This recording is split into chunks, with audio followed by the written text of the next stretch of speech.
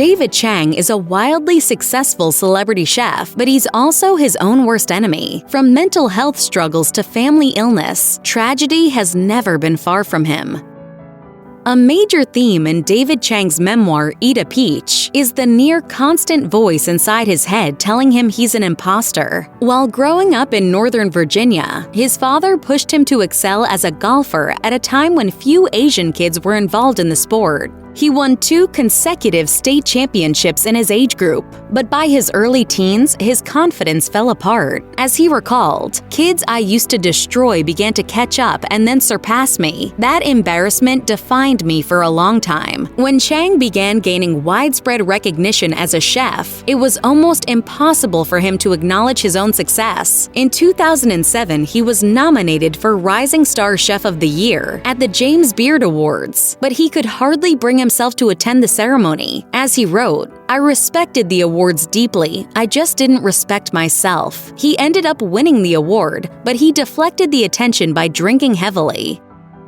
Many East Asian Americans who are the children of immigrants have opened up about their experiences with tiger parenting. This stringent philosophy of child rearing involves pressuring your kids to achieve a high level of academic success, but its effectiveness has been called into question, with a 2013 study from the American Psychology Association showing that it doesn't turn children into prodigies. Having experienced tiger parenting himself, Chang is particularly skeptical about it. As he recalled in Eat a Peach, his father's love for him was distinctly conditional. He was a mediocre student who felt incapable of making his parents proud. He's aware that many first-generation Asian American kids were raised under much tougher circumstances than he was, but it's nevertheless quite clear that he has remained affected by this questionable parenting approach. As he recalled, "What happens when you live with a tiger that you can't please is that you're always afraid."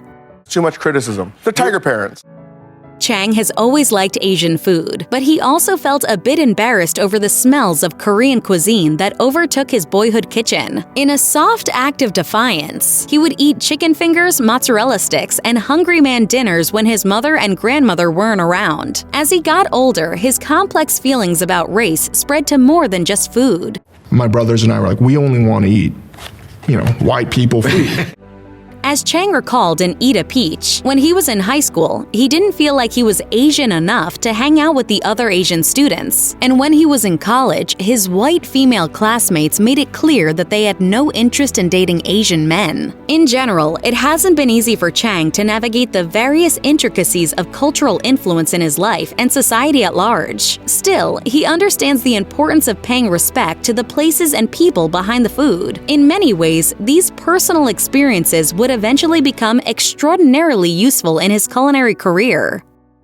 When David Chang was in college, his mother Sherry was diagnosed with breast cancer. She managed to survive that initial bout with the disease, and she remained cancer-free as her son started his journey towards becoming a professional chef. But just as he was gaining a foothold in the industry, her cancer came back. What made this second diagnosis especially tough was that Sherry was undergoing treatment, while Chang's father and brother were embroiled in a family feud. She would go on to fight the cancer on and off for 26 years until passing away in 2022. Just a couple years before that, in June 2020, Chang's father Joseph had also passed away from cancer of the bile duct. As David wrote on social media, "Like many immigrant kids, I had a very complicated relationship with him, but I loved him, and oftentimes try to imagine what I would be like if I survived the Korean War and lived in America in the 1960s. Not speaking the language or knowing anyone puts things into perspective."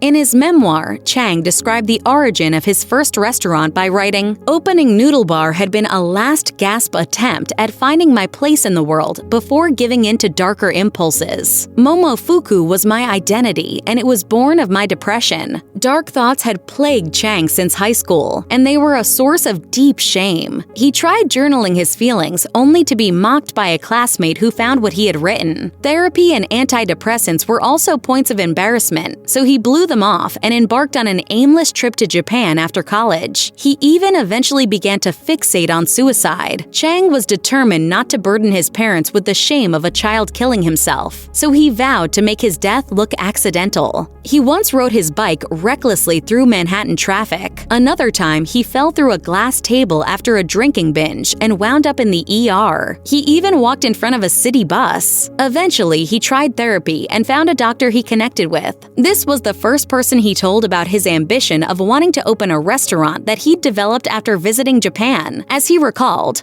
"I was ready to die, and I had something I needed to get off my chest before I did." Almost everyone needs help, and they're not going to talk about it.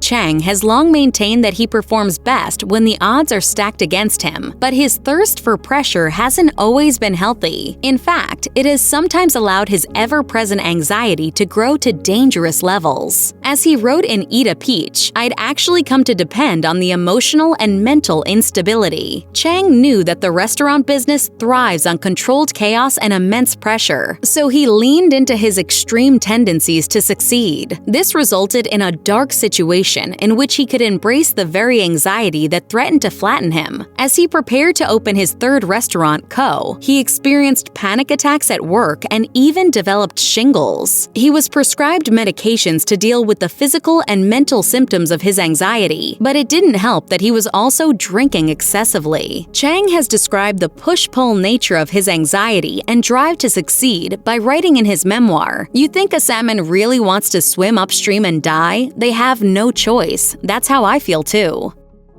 Chang is acutely aware that he's been dealing with anger issues his whole life. As he wrote in Eat a Peach, "The slightest error or show of carelessness from a cook could turn me into a convulsing, raging mass." This toxic reputation has resulted in some seriously bad press for Chang. When Momofuku Noodle Bar was in its infancy, a food blogger shared his experience by writing, "Last night the presentation was wildly inappropriate. The culprit was the restaurant's owner, David Chang. I was distracted from reading the menu as Mr. Chang reprimanded his dishwasher, ordering him to speak up. He began to scold the cook, leaning over his shoulder. He brought his cook to the verge of tears, told him he was going to be fired, and thus made it impossible for me or my girlfriend to enjoy ourselves." As Chang's success grew, so too did his volatility. At his Momofuku Casino restaurant in Sydney, Australia, he reportedly screamed at a maintenance man for whistling and threatened him with a knife. The incident almost got him deported from the country, but Chang was apparently in a blackout state of anger and doesn't remember the details. I don't feel really proud of how I behaved. Sort of a petulant child.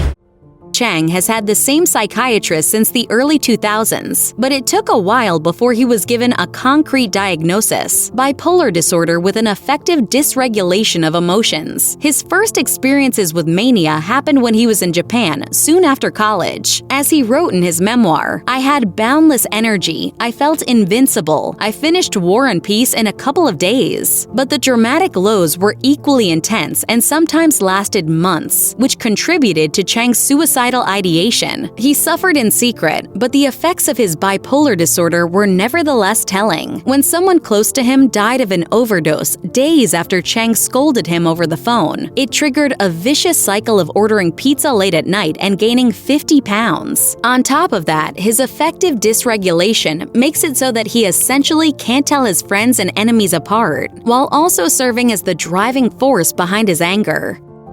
Chang and Anthony Bourdain appeared together at the 2009 New York Wine and Food Festival. Chang was already a well-known New York chef at the time, but he wasn't a public speaker by any means. Bourdain, on the other hand, was a natural. The speaking event turned out to be a cutting chat between two strong personalities, and Bourdain became both a friend and mentor to Chang. Chang was often uncomfortable in the spotlight and had trouble owning the persona of a bad boy, so Bourdain helped him navigate the progression from being a famous chef behind the scenes in the kitchen to a celebrity in front of TV screens. When When Bourdain died by suicide in 2018, it sent shockwaves throughout the culinary world, and Chang was especially devastated. To cope, he decided to pen his memoir, which would mean going public with his bipolar diagnosis. Chang opened up about the loss of his friend in an interview with People magazine when he admitted, "It wasn't supposed to happen to him. That was supposed to happen to me. He was supposed to hold it together for all of us." He was certainly always giving of his time to everyone else. And I was the beneficiary of that for many years. David Chang met food writer Peter Meehan when the latter reviewed Momofuku Noodle Bar for the New York Times. They became fast friends and collaborated so often that when the first Momofuku cookbook was released in 2009, Meehan served as a co-author. Meehan was also an editor for Lucky Peach, a magazine celebrated for its innovative convergence of food and journalism that shuttered in 2017. He also appeared alongside Chang on season 1 of his Netflix series Ugly Delicious. But then suddenly it all fell apart. After his time at Lucky Peach, Meehan edited the food section of the Los Angeles Times, a position that he allegedly abused. In 2020, a Times staffer went into detail on social media about some troubling information regarding Meehan. This kicked off a flood of damaging reports, as multiple Lucky Peach and Los Angeles Times employees accused Meehan of sexual harassment and verbal abuse. Meehan ultimately resigned, and his social media accounts vanished. Meanwhile, Chang distanced himself from his old friend. In a request for comment from Eater, Chang said he couldn't disclose much about Meehan for legal reasons, while adding, "Had I been better, had I created an environment that was a polar opposite, with no shades of black or gray, I can imagine a scenario where they would have come to me, and that's what I've been wrestling with." After the release of Eat a Peach, David Chang faced a lot of pushback for acknowledging his poor behavior without going out of his way to make amends to those he hurt along the way. One section of the book features a painstaking series of copy editing style marks, in which Chang has crossed out the vitriolic comments he made and replaced them with red-inked explanations of his mental state. It might be understandable why he approached his previous wrongdoings this way, but that didn't shield him from criticism of not doing enough. It's worth noting that his collaborator, Peter Meehan, faced some of the same criticisms Chang has come under fire for. Unlike Meehan, though, Chang has never been accused outright of sexual harassment, but the violent tantrums and public humiliation of staff members that characterized Meehan's undoing were right out of the Chang playbook. Chang has committed himself to self-reflection, but a somewhat toxic reputation nevertheless endures. If you or anyone you know is having suicidal thoughts, please call the National Suicide Prevention Lifeline at 1-800-273-TALK 8255.